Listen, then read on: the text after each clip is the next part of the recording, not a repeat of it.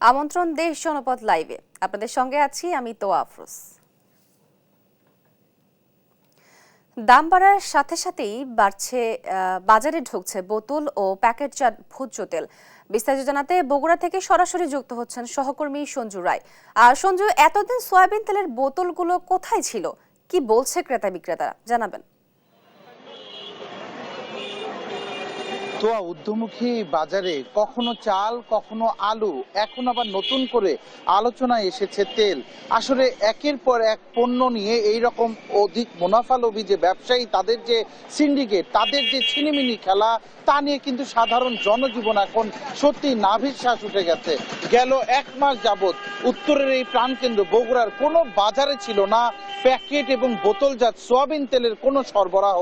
টাকা দিয়েও কিন্তু পাওয়া যায়নি বোতলের সয়াবিন তেল কিংবা প্যাকেটের সয়াবিন তেল।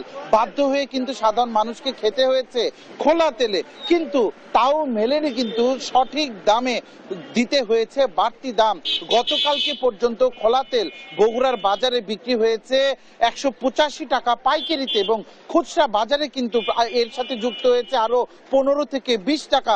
তবে গতকালকে কিন্তু ঘোষণা এসেছে যে সয়াবিন তেলের লিটারে দাম বেড়েছে 8 টাকা করে। এই ঘোষণার পরপর আমরা বগুড়ার যে অন্যতম দুইটি বড় বাজার, রাজা বাজার এবং ফতে আলী বাজার, এই দুইটি বাজারে কিন্তু গতকাল সন্ধ্যাতেই আমরা খবর নিয়েছি এই দাম বাড়ার ঘোষণার পরপরই কিন্তু তাদেরকে কিন্তু তেল সরবরাহ করা হয়েছে। বিভিন্ন তেলের পরিবেশক যারা রয়েছে বগুড়ায়, তারা কিন্তু কালকে প্রাথমিকভাবে প্যাকেটজাত যে সয়াবিন তেলগুলো রয়েছে তা কিন্তু বাজারে দিয়েছে, এবং আজকে তাদেরকে বোতলজাত যে তেল, সেই তেল আবার দেওয়ার কথা। তবে বাস্তবতা হচ্ছে যে এখন কিন্তু প্রশ্ন তুলেছে খোদ এই দোকানদারেরা, যেভাবে গতকালকে দাম বাড়ার সাথে সাথে তাদেরকে তেল পৌঁছে দেওয়া হলো, প্রশ্ন কিন্তু থেকেই যায়, তাহলে কি আদৌ সয়াবিন তেলের সংকট ছিল, নাকি দাম বাড়ানোর উদ্দেশ্যে শুধুমাত্র স্টক করে রেখেছিল গতকালকের এই ঘোষণার অপেক্ষায়। গতকাল থেকে কিন্তু ইতিমধ্যেই বিভিন্ন বাজারগুলোতে সরবরাহ স্বাভাবিক হতে শুরু করেছে, এবং এর আগে পর্যন্ত বোতল তেলগুলো কেটে খোলা তেল আকারে বগুড়ার বাজারে বিক্রি করা হয়েছে অধিক মুনাফার লোভে। আমরা একটু সরাসরি কথা বলবো। আমি দাঁড়িয়ে আছি বগুড়া শহরের বউ বাজারে। এই বাজারের দোকানিরা এখনো তেল পেয়েছে কিনা, না পেলে তারা অর্ডার দিয়েছে কিনা, কবে নাগাদ তেল পাবে? গতকাল দাম বাড়ার ঘোষণা আসছে, আমরা এখনো তেল পাইনি, তো আশা করি দু একদিনের ভিতরে আমরা তেল পাবো। আপনারা এর আগে কতদিন তেল পাননি? প্রায় 1 মাস হয়ে গেল, 1 মাসের ওপর। তো এতে করে যখন ক্রেতারা এসে পণ্য চায়, তখন আপনাদের আসলে কি বলার থাকে বলেন তো? আমাকে জবাবদিহি করতে হয় যে তেল নাই কেন, তেল কোম্পানি সরবরাহ করতেছে না, আমরা অর্ডার তো দিচ্ছি, আমরা পাচ্ছি না তেল। এই তো এখন তো দাম বেড়েছে, এখন পাবেন মনে করেন? হ্যাঁ, এখন পাবো, যখন অন্য বাজারে ঢুকছে আমাদের এখানে অর্ডার নিতে আসবে, তেল এখন পাওয়া যাবে। তো আপনি শুনছিলেন একজন ব্যবসায়ী জানাচ্ছিলেন যে আসলে বারংবার তেল কোম্পানিগুলোর কাছে কিন্তু তারা তেল চেয়েছে, কিন্তু বারংবার কিন্তু তাদেরকে শুনতে হয়েছে তাদের কাছে পণ্য নেই। অথচ কালকে সকালবেলাও বাজারগুলোতে কোনো প্রকার প্যাকেটজাত কিন্তু বোতলজাত সয়াবিন তেল ছিল না। সন্ধ্যাবেলায় ঠিক আমরা বাজারগুলোতে গিয়ে দেখি পুরো বাজারেই কিন্তু সয়াবিন তেলের বেশ ভালো সরবরাহ হয়েছে। প্রতিটি কোম্পানি কিন্তু কম বেশি করে তেল বাজারগুলোতে সাপ্লাই দিয়েছে। গতকালকে তো আমার কথা হয়েছে বগুড়া জেলা প্রশাসক হোসনা আফরোজা এবং বগুড়ার যিনি রয়েছেন জাতীয় ভোক্তা অধিকার সংরক্ষণ অধিদপ্তরের সহকারী পরিচালক মেহেদী হাসান, তাদের সাথে তারা যেটি জানিয়েছে যে তারা কিন্তু এই ভোজ্য তেল সংকটের বিষয়টি তাদের নজরে আসার সাথে সাথে বগুড়ার বিভিন্ন ডিলার পয়েন্টে অভিযান করেছে, এবং সেখানেও কিন্তু তারা দেখেছে বিভিন্ন জায়গায় তেলের কিন্তু বেশ ভালো মজুদ রয়েছে, এবং কৃত্রিম এই সংকট যেন তৈরি না হয় এবং কেউ যেন ইচ্ছাকৃতভাবে তেল সিন্ডিকেট না করতে পারে, এই জন্য কিন্তু গতকাল দিনব্যাপী অভিযান হয়েছে। এ নিয়ে কিন্তু দেশ টিভিতেও একটি প্রতিবেদন প্রচারিত হয়েছিল, যা কিন্তু প্রশাসনের নজরে এসেছিল, এবং গতকালকের অভিযানটিও কিন্তু বেশ কার্যকর হয়েছে। বগুড়ার প্রেক্ষাপটে বগুড়ার সাধারণ জনগণের একটি প্রত্যাশা, এভাবে কখনো চাল, কখনো আলু, কখনো তেল, এইভাবে নিত্য প্রয়োজনীয় সামগ্রী নিয়ে যে ছিনিমিনি খেলা তা বন্ধ হোক, এবং সাধারণ মানুষ তাদের সাধ্যের মধ্যে পাক সকল পণ্য, এটি প্রত্যাশা। বগুড়া শহরের বউবাজার থেকে সয়াবিন তেলের প্যাকেট এবং বোতলজাত তেলের যে সংকট ছিল তা উত্তরণ নিয়ে আমার কাছে আজকে এটি ছিল সর্বশেষ। সঞ্জু, আপনাকে ধন্যবাদ। সয়াবিন তেলের দামের বিষয়ে বিস্তারিত জানাচ্ছিলেন আমাদের সহকর্মী সঞ্জু রায়। গাজীপুরের বাজারে শীতকালীন সবজির সরবরাহ বাড়ায় কমেছে দাম। এ বিষয়ে বিস্তারিত জানাতে সরাসরি যুক্ত হচ্ছেন সহকর্মী নজরুল ইসলাম। নজরুল, জনমনে স্বস্তি ফিরতে শুরু করেছে কি, জানাবেন আমাদেরকে। সো আপনি যেমনটা বলছিলেন, আপনি জানেন যে গাজীপুরের যে সবচেয়ে বড় বাজার, যেটা পাইকারি এবং খুচরা বাজার, চান্দনা চৌরাস্তা বাজার, সেই বাজারে কিন্তু আমি অবস্থান করছি এবং আশপাশে আপনার যে সমস্ত দোকানগুলো রয়েছে সেই দোকানগুলোতে শীতকালীন যে সবজি রয়েছে, অর্থাৎ শীতকালীন যে আপনার যে সবজি, ফুলকপি থেকে বাঁধাকপি থেকে সব ধরনের পণ্যই কিন্তু আপনার 10 থেকে 20 টাকা কিন্তু কমেছে। স্বস্তি কিছুটা ফিরেছে সবজির বাজারে, কিন্তু অস্থির করে রেখেছে। গতকালকে কিন্তু আপনারা জানেন যে সরকার থেকে যে ঘোষণা দেওয়া হয়েছে, অর্থাৎ ভোজ্য তেল যেটা রয়েছে সয়াবিন তেল, সেই সয়াবিন তেল কিন্তু কেজিতে 8 টাকা বৃদ্ধি পাওয়ার ফলে কিন্তু সাধারণ যে দোকানদার রয়েছে সেই সমস্ত দোকানদার কিন্তু আপনার এখন, আমরা এতদিন কিন্তু তেল চেয়ে সাধারণ যে আপনার ক্রেতা ছিল তারা কিন্তু তেল পায়নি। এখন কিন্তু সাধারণ যে দোকানদার রয়েছে সেই দোকানগুলোতে কিন্তু আপনার আছে, কিন্তু দেখেছি আমরা অনেক দোকানে তেল সাজিয়ে তারা বসছেন এবং সাধারণ যে ক্রেতা রয়েছেন তারা সেটা কিন্তু বারবার জিজ্ঞাসা করছেন যে এতদিন 1 লিটার উপরে আমরা তেল পাইনি। বাজারে কিন্তু একটি অস্থির অবস্থা তৈরি করে রেখেছিল, অর্থাৎ এই তেলের যে দরদাম সেটা নিয়ে। কিন্তু আগেই দোকানদার যারা তারা তেল বিক্রি করে কোম্পানিগুলো, তারা কিন্তু বুঝতে পেরেছিল যে তেলের দাম সামনে রোজাকে নিয়ে একটা সিন্ডিকেট তৈরি করবে। সেই আলোকে কিন্তু বিভিন্ন দোকানপাটে কিন্তু আমরা তেল সরবরাহ তেমন একটা দেখতে পাইনি, কিন্তু আজকে হঠাৎ করে কিন্তু প্রতিটি দোকানেই কিন্তু তেলের পোস্টার সাজিয়ে বসেছেন এবং প্রতিটি দোকানেই আমরা দেখতে পেয়েছি যে তেলের সমাহার কিন্তু দেখতে পেয়েছি, অর্থাৎ প্রতি কেজিতে 8 টাকা বৃদ্ধি পেয়েছে এবং খোলা তেলও এখন কিন্তু বের হচ্ছে এবং প্রতিটি দোকানেই আমরা দেখতে পেয়েছি যে তেলের কিন্তু ঘাটতি নেই। তাহলে সাধারণ যে ক্রেতা রয়েছে তারা কিন্তু বলছে যে তেল কোথা থেকে এত তেল বেরোলো তাহলে। তো এইভাবেই কিন্তু আপনার গাজীপুরের যে বাজারগুলো রয়েছে প্রতিটি বাজারে কিন্তু এতদিন মানুষের তেলের যে একটা চাহিদা সেটা কিন্তু মানুষ পায়নি। এখন কিন্তু রোজাকে সামনে রেখে তারা সিন্ডিকেট চক্র কিন্তু সক্রিয়ভাবে কাজ করছে এবং আমরা দোকানদারদের সাথে কথা বলেছি, দোকানিরাও তো আমার যেটা জানিয়েছে যে এখন কিন্তু কোম্পানিগুলো তাদের তেল দেওয়ার জন্য পিছনে পিছনে ঘুরছে। এরকম একজনের সাথে আমরা একটু কথা বলবো, যে মানে তার কাছে আমরা জানতে চাইবো যে এই দোকানের উনি মালিক, ওনার কাছে জানতে চাইবো যে তেল কি অবস্থা ছিল এতদিন, আজকে কি অবস্থা। আমার মনে হচ্ছে যে তেলের বর্তমান বাজার পরিস্থিতি আগের থেকে 8 টাকা পরিমাণে দাম বৃদ্ধি হয়েছে। আগের জনগণ যারা ছিল তারা তেলের অনেক ভোগান্তিতে ছিল, এখন বর্তমানে স্বস্তিতে আছে। এর মাধ্যমে অনেক ব্যবসায়ীরা তারা সিন্ডিকেটের মাধ্যমে তেল মজুত করে রেখেছিল। তারা ভেবেছিল যে তেল মজুত করার মাধ্যমে তারা একটি দেশের ভিতরে একটা বিশৃঙ্খলা সৃষ্টি করবে। এখন বর্তমানে বোঝা যাচ্ছে যে তেলের বাজার নিয়ন্ত্রণে আসবে এবং আমরা এটা আশাবাদী। আপনি শুনলেন একজন দোকানদার কিন্তু বললেন যে এতদিন কিন্তু তেলের যে সংকট, উনিই বললেন যে এখানে তেলের সংকট ছিল। আজকে কিন্তু হঠাৎ করে কিন্তু তেলের দাম বৃদ্ধি পাওয়ার ফলে কিন্তু আপনার প্রতিটি দোকানে তেলের প্রচুর সরবরাহ রয়েছে এবং তাদের যে নিজস্ব গোডাউন বা লুকিয়ে রেখেছিল সেটা কিন্তু বের হয়ে আসছে এবং প্রতিটি দোকানে আমরা দেখতে পেয়েছি তেলের যথেষ্ট মজুত রয়েছে। তো গাজীপুরের যে বাজারগুলো এবং বাজারগুলোতে কিন্তু আমরা তেলের সেই সংকটটা এখন আর নেই, অর্থাৎ দাম বেড়েছে। নিম্ন আয়ের মানুষের দুর্ভোগের মধ্যে, অর্থাৎ নিম্ন আয়ের যে মানুষ রয়েছে দিন আনে দিন খান, তারা কিন্তু এখন নানান ভাবে তারা বলছেন যে হঠাৎ করে তেলের দাম 8 টাকা বৃদ্ধি করা মানে এটার প্রভাব গিয়ে সাধারণ মানুষের মধ্যে পড়বে। যারা দিন আনে দিন খান এরকম মানুষ কিন্তু দুশ্চিন্তায় পড়েছেন যে নিত্য পণ্যের বাজার যেন স্বাভাবিক থাকে, এটাই কিন্তু সরকারের কাছে তারা চাচ্ছেন। এবং সবগুলো বাজারে আমরা ঘুরে দেখেছি, বাজার কিন্তু আপনার সবজিগুলো, শীতকালীন সবজি এবং আলু সহ সবকিছুর দাম কিন্তু কমার পথে মানে কমতে শুরু করেছে, কিন্তু তেলটা হঠাৎ করে বেড়ে যাওয়ার ফলে কিন্তু একটা অস্থিরতা দেখা দিয়েছে বাজারে। তো এই ছিল আমার কাছে গাজীপুর চৌরাস্তা বাজার থেকে সর্বশেষ। আপনাকে ধন্যবাদ নজরুল। গাজীপুর থেকে নিত্যপণ্যের বাজার দর সম্বন্ধে জানাচ্ছিলেন আমাদের সহকর্মী নজরুল। চাঁপাইনবাবগঞ্জে আমন ধান উঠলেও সব ধরনের চালের দাম বেড়েছে কেজি প্রতি 3 থেকে 4 টাকা। এ বিষয়ে আরো জানবো সহকর্মী তারেক রহমানের কাছ থেকে। তারেক, এখনো চালের দাম না কমার কারণ কি বলছেন বিক্রেতারা, জানাবেন।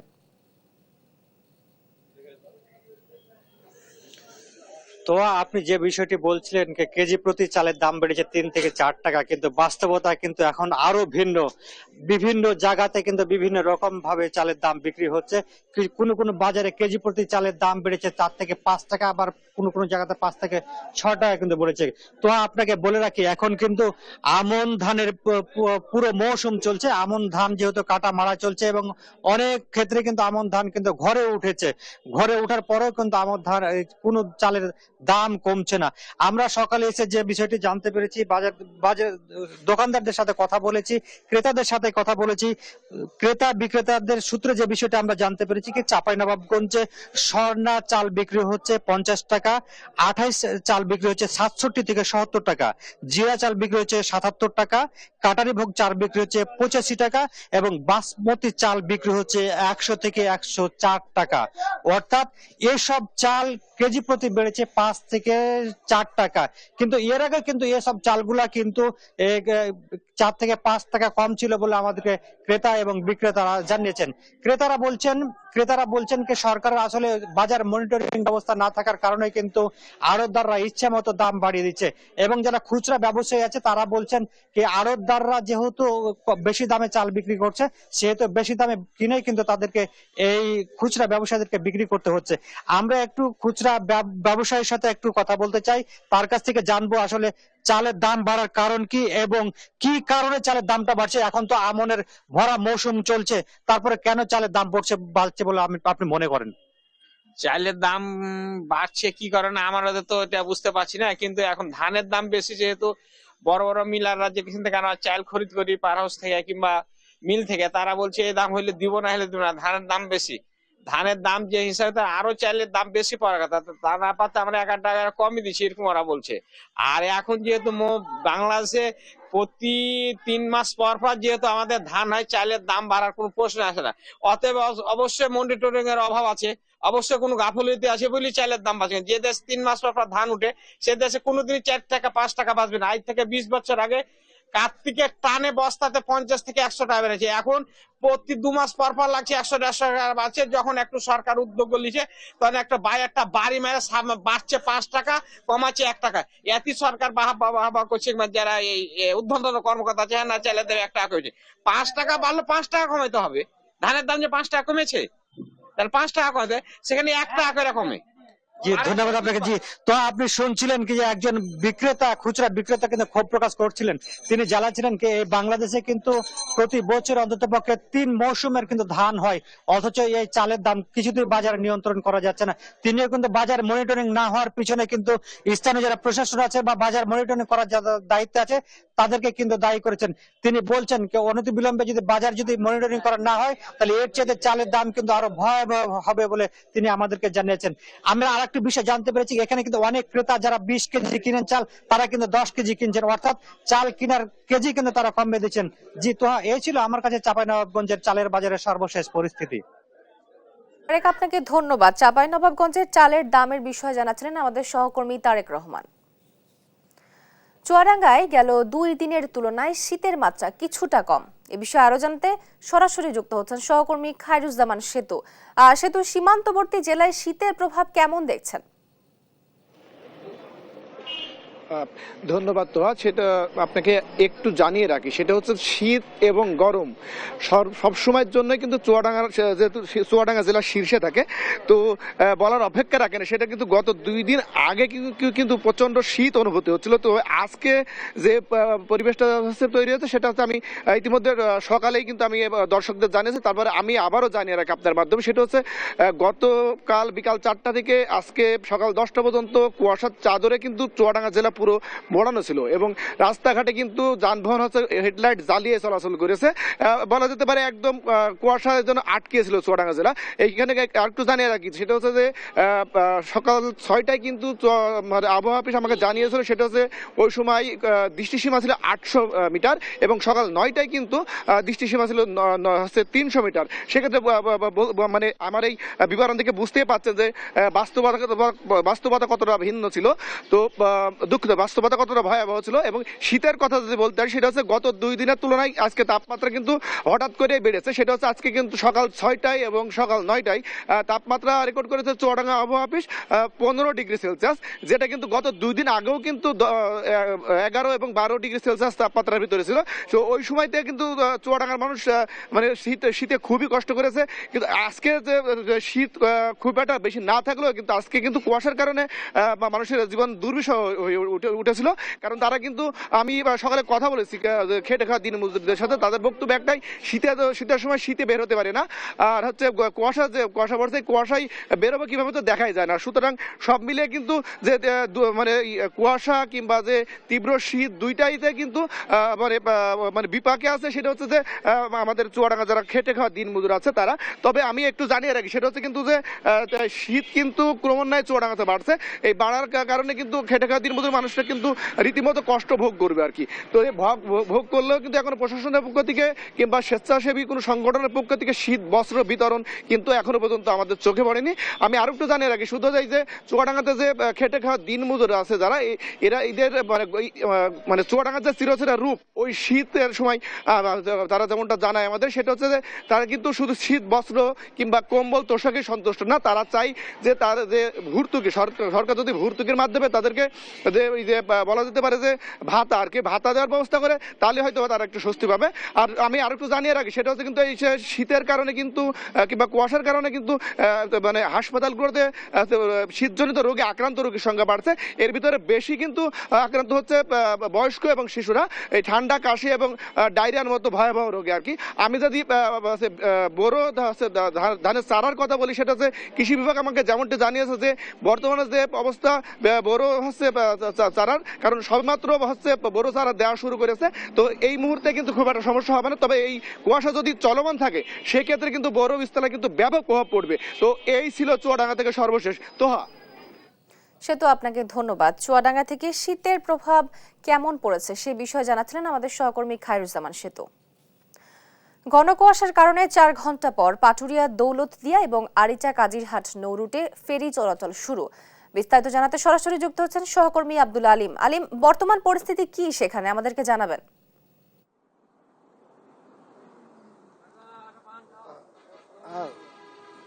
মানিকগঞ্জের দেশের দক্ষিণ পশ্চিমাঞ্চলের 21 জেলার প্রধান প্রবেশপথ হচ্ছে পাটুরিয়া দৌলতদিয়া নৌ রুট এবং আরিচা কাজিরহাট এই নৌ রুট। এই নৌ রুট দিয়ে কিন্তু দেশের দক্ষিণ পশ্চিমাঞ্চলের লোক যানবাহনগুলো যাতায়াত করে। তো ঘন কুয়াশার কারণে দীর্ঘ 4 ঘন্টা বন্ধ থাকার পর কিন্তু ফেরি চলাচল স্বাভাবিক হয়েছে। তো আমরা কর্তৃপক্ষের সাথে কথা বলে জানতে পেরেছি যে গতকাল মধ্যরাত থেকে কুয়াশা বাড়তে থাকে এবং ভোর 5টার দিকে কুয়াশার ঘনত্ব বেড়ে গেলে দুর্ঘটনা এড়াতে এই ফেরি চলাচল বন্ধ করে দেয় পিআইডব্লিউটিসি কর্তৃপক্ষ। তো কর্তৃপক্ষ যেটি বলছেন যে উভয় পারে যে যানবাহনগুলো পারাপারের অপেক্ষায় রয়েছে, তা এই 9টার দিকে ফেরি চলাচল স্বাভাবিক হয়েছে। 17টি ফেরি দিয়ে অগ্রাধিকার ভিত্তিতে এই যানবাহনগুলো পারাপার করছেন তারা। তো স্থানীয় জনগণ এবং ঘাট সংশ্লিষ্ট যারা রয়েছেন তারা যেটি বলছেন যে প্রতি বছরই ঘন কুয়াশার কারণে কিন্তু এই পাটুরিয়া দৌলতদিয়া এবং আরিচা কাজিরহাট নৌ রুটে ফেরি চলাচল বন্ধ হয়। এবং এর আগে কিন্তু এই ফগ লাইট, মানে এই ঘন কুয়াশার মধ্যে যে মার্কিং লাইট সেই লাইটের একটি প্রকল্প হাতে নিয়েছিল, সেটির আলোর মুখ দেখেনি। তো তারা যেটি বলছেন যে সংশ্লিষ্ট কর্তৃপক্ষ যেন ভালো মানের ফগ লাইটের ব্যবস্থা করেন, যাতে এই নির্বিঘ্নে এই ফেরিঘাট সচল থাকে, তার দাবি জানিয়েছেন। তো আমরা এ বিষয়ে কথা বলেছি ডব্লিউটিসির যে ম্যানেজার আবু আবদুল্লাহ রয়েছেন তার সাথে। তিনি যেটি বলছেন যে এই ঘাট এলাকাতে এই যানবাহন যেগুলো পারাপারের অপেক্ষায় রয়েছে তারা সেগুলো অতি দ্রুত পারাপার করবেন, সেই জন্য 17টি ফেরি তারা রেডি রেখেছেন। এবং তাদের কাছে আরেকটি জিনিস জানতে চেয়েছিলাম যে এই ঘন কুয়াশার কারণে যে ফেরি চলাচল বন্ধ হয়, এতে যে জনগণ যে ভোগান্তিতে পড়ে তার নিরসনে কোনো কাজ করবেন। তারা যেটি বলছেন যে কর্তৃপক্ষকে অবহিত করেছেন তারা যদি কোনো প্রকল্প পায় তাহলে এই ফগ লাইট এবং অন্য কোনো মার্কিং ব্যবস্থা করা যায় কিনা সেদিকে তারা চেষ্টা করছেন বলে জানিয়েছেন। তো এই ছিল আমার কাছে পাটুরিয়া দৌলতদিয়া নৌ রুট থেকে যে কুয়াশার কারণে ফেরি চলাচল বন্ধ ছিল তার সর্বশেষ খবর। আলিম, আপনাকে ধন্যবাদ। আপনারা যেমনটি শুনছিলেন 4 ঘন্টা পর পাটুরিয়া দৌলতী এবং আরিচা কাজিরহাট নৌরুটে ফেরি চলাচল কিন্তু শুরু হয়েছে এবং সেই বিষয়ে সর্বশেষ জানাচ্ছিলেন আমাদের সহকর্মী আব্দুল আলিম। বিশ্ব মানবাধিকার দিবস আজ। আমাদের অধিকার, আমাদের ভবিষ্যৎ এখানেই। এই প্রতিপাদ্যকে সামনে রেখে দেশে দিবসটি পালিত হচ্ছে। বিস্তারিত জানাতে ময়মনসিংহ থেকে সরাসরি যুক্ত হচ্ছেন সহকর্মী ইলিয়াস আহমেদ। ইলিয়াস, এই দিবসটি উপলক্ষে সেখানে কি আয়োজন পালিত হচ্ছে জানাবেন?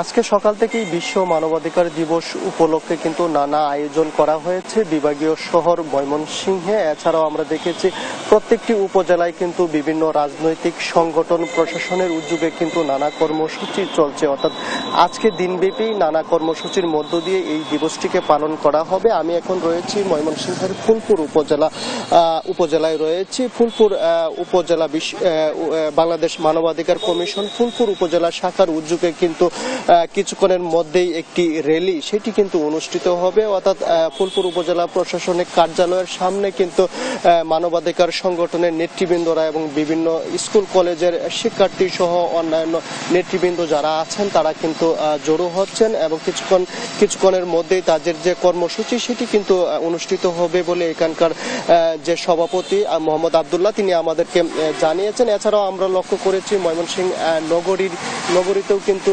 প্রশাসন, রাজনৈতিক নেতৃবৃন্দ সহ বিভিন্ন সংগঠনের উদ্যোগে কিন্তু এই দিবসটি কিন্তু পালন করা হচ্ছে। অর্থাৎ এই দিবসটিকে ঘিরে কিন্তু মানুষের মধ্যে যে প্রত্যাশা সেটি কিন্তু আগামীতে বাস্তবায়িত হবে সেই বিষয়টি তারা বলছিলেন। যদি আমরা একটু যুক্ত হতে চাই ফুলপুর উপজেলা বাংলাদেশ মানবাধিকার কমিশন ফুলপুর উপজেলা শাখার সভাপতি আব্দুল্লাহ, আপনার কাছে জানতে চাই আজকে আপনাদের কর্মসূচিটি কখন শুরু হবে? জি, দেশ টিভিকে ধন্যবাদ। আমাদের অধিকার, আমাদের ভবিষ্যৎ এখনোই এই প্রতিবদ্ধকে সামনে রেখে আমাদের আজকে 10 ডিসেম্বর বিশ্ব মানবাধিকার দিবস, এটাকে আমরা প্রতি বছরই বর্ণাঢ্য র্যালি এবং আলোচনার মাধ্যমে উদযাপন করে থাকি। কিছুক্ষণের ভিতরে আমাদের কার্যক্রম, আমাদের র্যালিটি আরম্ভ হবে। আমরা মানবাধিকার কমিশন বরাবরই নির্যাতিত নিপীড়িত মানুষের পাশে ছিলাম। আমরা সাধারণ মানুষের পক্ষে কাজ করে থাকি এবং আগামীতেও আমরা যারা নির্যাতিত নিপীড়িত অসহায় মানুষ আছে তাদের পক্ষে কাজ করে যাব। তাছাড়াও আমরা বিভিন্ন সময় দুর্যোগে বিভিন্ন যে বন্যা বলেন, শীতকালীন শীতবস্ত্র বিতরণ এগুলো আমরা করে থাকি এবং আগামীতেও আরো ব্যাপকভাবে করার ইচ্ছা। বলছিলেন যে মানুষের অধিকার নিশ্চিত না হওয়া পর্যন্ত তাদের যে কর্মসূচি সেটি কিন্তু ধারাবাহিকভাবে অব্যাহত থাকবে এবং আমরা লক্ষ্য করেছি সকালে কিন্তু ময়মনসিংহ প্রেস ক্লাবের সামনে একটি সংগঠন তারা মানববন্ধন করেছেন। অর্থাৎ তারা বলছেন যে বিগত স্বৈর শাসকের আমলে কিন্তু মানবাধিকার প্রতিষ্ঠিত হয়নি, অর্থাৎ সেটি কিন্তু লঙ্ঘিত হয়েছে এবং আগামীর সরকার অর্থাৎ বর্তমান সরকারের দায়িত্বে যারা আছেন তাদের কাছে মানুষ তাদের অধিকারটুকু নিশ্চিত পাবে সেই বিষয়টি বলছিলেন এবং পরবর্তীতে যে সরকার আসবে সেই সরকারের কাছেও কিন্তু মানুষের যে মানবাধিকার অর্থাৎ সেই বিষয়টি কিন্তু নিশ্চিত হবে সেই প্রত্যাশা কিন্তু আজকের এই কর্মসূচি থেকে বক্তারা রাখছেন এবং কর্মসূচিটি কিন্তু ব্যাপক আয়োজনের মধ্য দিয়ে উপজেলা প্রশাসন সহ সর্বস্তরের মানুষ কিন্তু করছেন। অর্থাৎ তারা আলোচনার মাধ্যমে মানুষকে উদ্বুদ্ধ করছেন। আমরা দেখেছি কর্মসূচিতে কিন্তু নতুন প্রজন্মে অর্থাৎ শিক্ষার্থীদেরকে কিন্তু যুক্ত করা হয়েছে এবং তাদের মধ্যে কিন্তু মানবাধিকার সচেতন বিষয়টি তুলে ধরা হয়েছে এবং প্রত্যেকটি মানুষ যেন তাদের মানবাধিকার নিয়ে বাঁচতে পারে এবং আগামীর বাংলাদেশ যেন মানবাধিকার লঙ্ঘিত না হয় সেই বিষয়টিকে কিন্তু সামনে রেখে আলোচনা সভা র্যালি এবং বিভিন্ন কর্মসূচি কিন্তু হচ্ছে। অর্থাৎ ময়মনসিংহ থেকে আমার কাছে এই ছিল বিশ্ব মানবাধিকার দিবস নিয়ে সর্বশেষ। ইলিয়াস, আপনাকে ধন্যবাদ। ময়মনসিংহ থেকে সরাসরি যুক্ত ছিলেন আমাদের সহকর্মী ইলিয়াস আহমেদ। বাল্যবিবাহ প্রতিরোধে অভিভাবক ও কিশোরীদের উৎসাহিত করতে বাগেরহাটে চলছে তারুণ্যের উৎসব। এ বিষয়ে বিস্তারিত জানাতে সরাসরি যুক্ত হচ্ছেন সহকর্মী এস সোহান। সোহান, কিশোর ও কিশোরীদের বা অভিভাবকদের সমাগম সেখানে কেমন দেখছেন?